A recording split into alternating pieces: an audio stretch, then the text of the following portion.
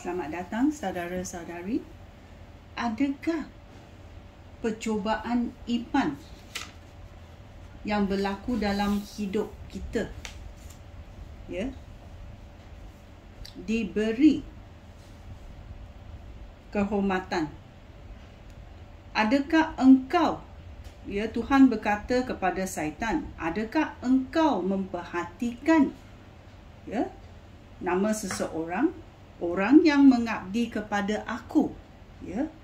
Bila kita berkata kepada Syaitan, Tuhan berkatakan Syaitan, adakah engkau melihat Ali atau Siti, orang yang mengabdi kepada aku?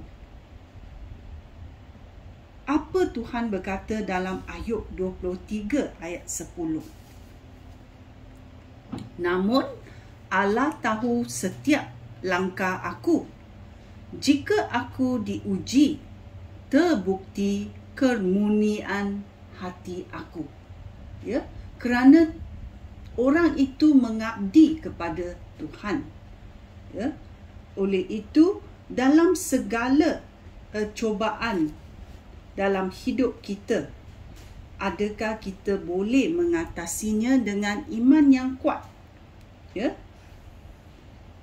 Bolehkah kita berkata dalam Roma 8 ayat 28, kita tahu bahawa Allah mengendalikan segala hal sehingga menghasilkan yang baik bagi orang yang mengasihi Dia dan yang sudah dipanggilnya sesuai dengan rancangannya.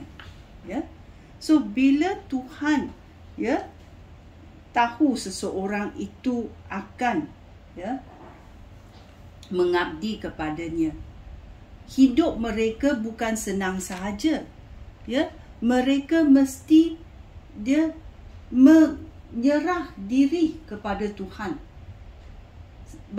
Sebagaimana emas dimurnikan dalam api yang membara. Oleh itu kita tahu bahawa bila kita bila Tuhan berkata kepada Syaitan, adakah engkau memperhatikan orang ini yang mengabdi kepada aku? Kerana orang ini mengikut teladan aku sampai akhir hayatnya. Ini adalah percubaan iman yang kita katakan mati-mati kita mahu Tuhan. Mati-mati kita mahu Tuhan.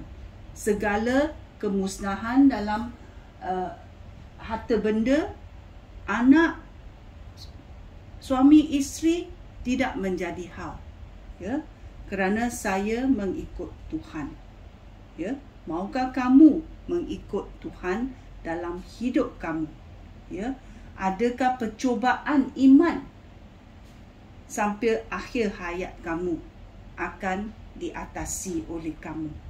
Sekian, terima kasih. Shalom.